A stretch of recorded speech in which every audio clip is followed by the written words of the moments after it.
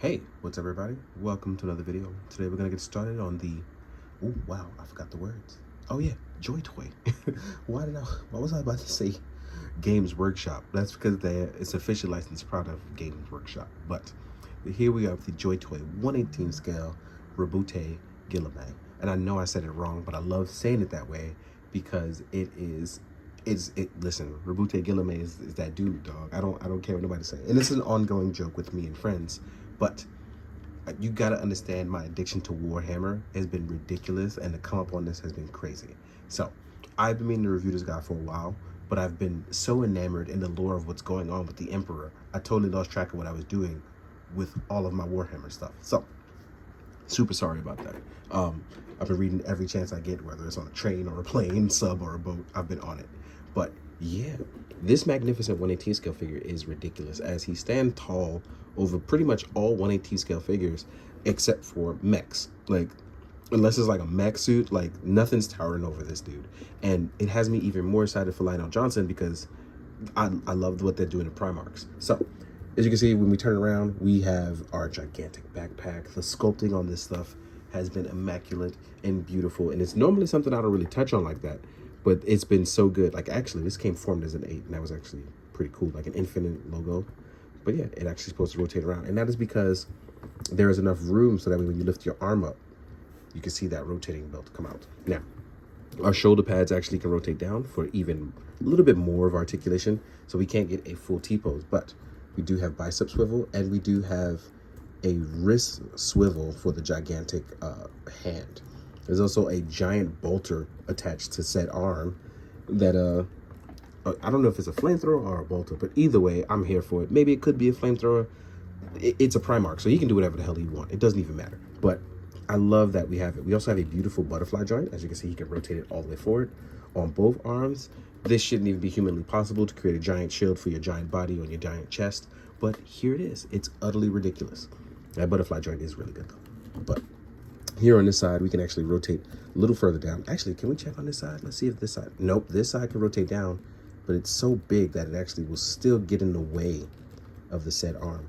Whereas on this one, it rotates so much higher that you can actually pull it out and see I popped it out. So we have a dangly arm. That's not a QC issue. That's me extending it very far. So as you can see, it can still rotate, but still not hitting that perfect T-pose. So we can rotate that up and in, get that shoulder on. We actually have a double joint, but there's so much armor, it won't even matter. But this big hefty boy does look beautiful. We have a beautiful ab crunch that slightly goes forward, but it still rotates around enough that you can see that Robute can still move. Our head rotates left and right and has a joint that will allow you a bunch of different movement. We have drop down hips. Ooh, that drop down really far, which will allow our legs to reach higher than that of 90 degrees. So he can kick the ever-loving Primarch out of any and everyone. We have a generous ankle pivot for all this armor and toe pivot, and we are double jointed. So that means stomping on your enemies or doing really cool jump poses shouldn't be an issue, as you can see here. This figure has me very excited, and it shouldn't have me this excited, but I really am, because I don't think people understand just how much of a bias of this lore that I've got into. So I to the point where I don't even know what I'm doing with myself about this. Like, it's crazy how much I've gotten into this, and it's just nuts. It really is. Oh wow, this guy can really move. But yeah, as you can see here, for a big boy, he still can move. My table's out here shaking because of how the weight is on it. But yeah, this is an excellent figure for those of you that are into it. Now, I've also been, oh, I popped a piece off, and that's on me. I just did that. But that can be popped back in. No, I'm gonna have to glue that back. See, I did that, and I played myself. I got too excited. I definitely played myself and got too excited. But I was about to say, before I got extra crazy, is that one of the cool things about this and getting into the lore is that most Warhammer people have been very, very nice. And that has been very cool to get into.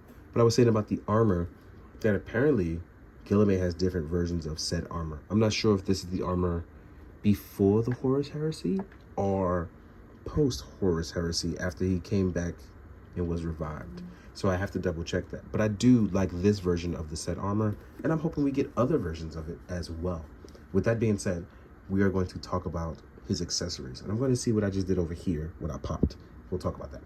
Now, let's sit here and talk about accessories. So, even though that was, oh, before I get into that, so that was just a quick pop back in. It was just a tab pop out, but I would prefer gluing it. So if you're not going to repaint your figure, I prefer you glue that in because it tabs right out with a little bit of sign of pressure on the paper for protection against warding off demons, if I remember correctly.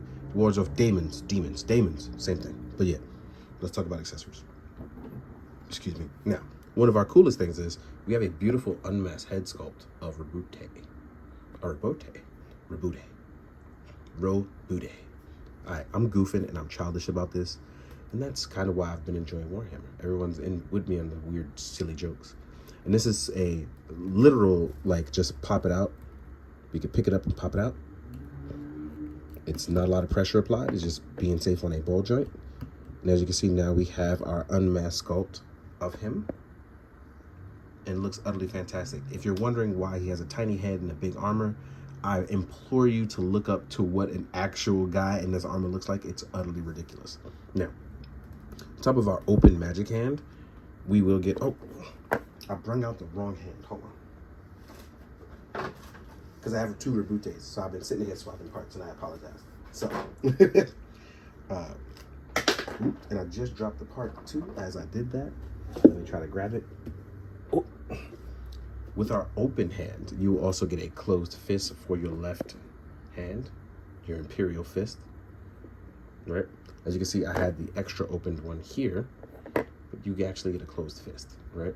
Pops right in. On his not strong hand, you will get an opened relaxed hand. And you will get a closed fist for punching your enemies with your strong hand. What's really cool about that is that you, with the sword holding hand, which you'll see there, you'll actually get the Emperor's sword.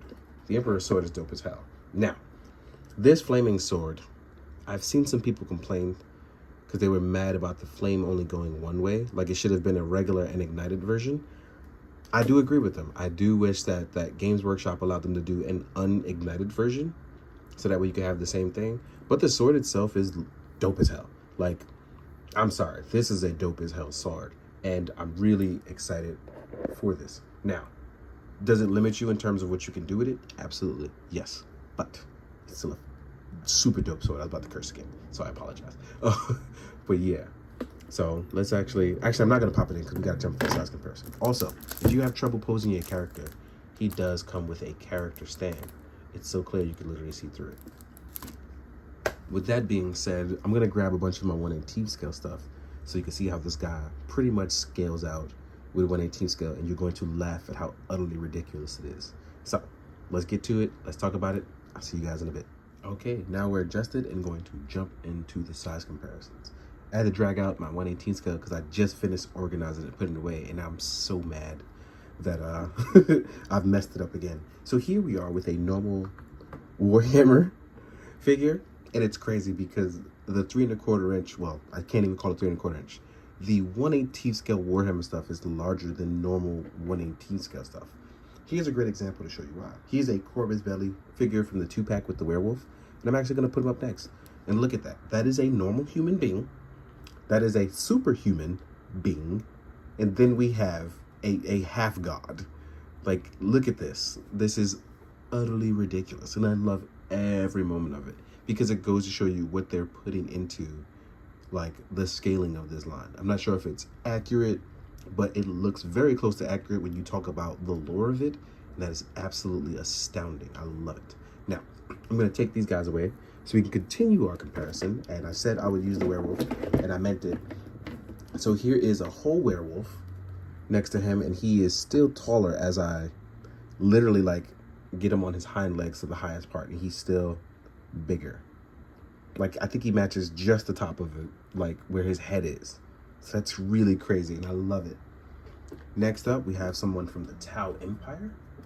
I have to get more Tau, and I have to get some orcs. I've been playing games, and I gotta get them. So here's a Tau armored captain, right? And then next up, here is a Necron and a Chaos Marine. So it goes to show you, like, a Necron and a Chaos Marine still don't even stack up to this dude, like at all. Like, bruh. Next up, I have a Terminator armor. Actually, I have two. I have a Chaos Terminator armor and a regular Terminator armor.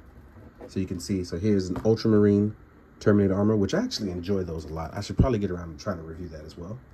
Here is a Chaos one, and these are much older. The Chaos ones were like one of the first ones to be done.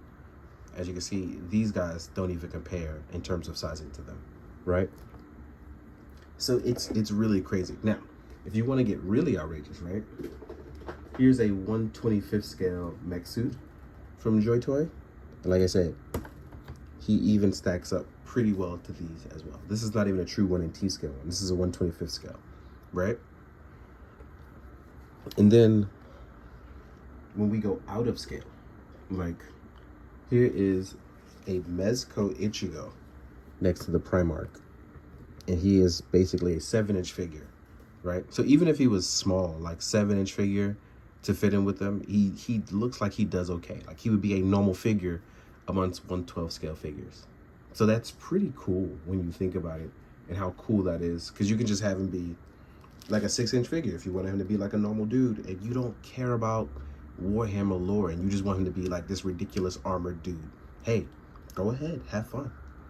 Here's a Mafex text to it, right? So if you want him to be like this cool golden knight dude in a power armor, guess what? You can do that. I don't think anybody's gonna knock you for it, right? I wouldn't. Like, that sounds like an excellent idea. Great example. He's a cool knight, and let's say he wants to go up against an evil barbarian. Guess what?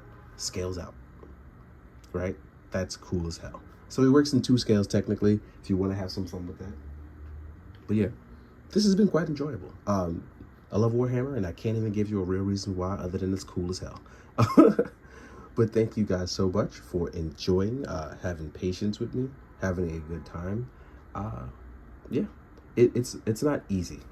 So I enjoy that people are enjoying my work. It does mean a lot to me, especially because a lot of the times you kind of get caught up on the one-offs and the BS. So, and this is me just rambling, but it's really cool to know that people appreciate what I do, and I'm glad that more people are showing it. Because sometimes we all get caught in this weird rut, and hopefully we all bounce back from it, because some people don't.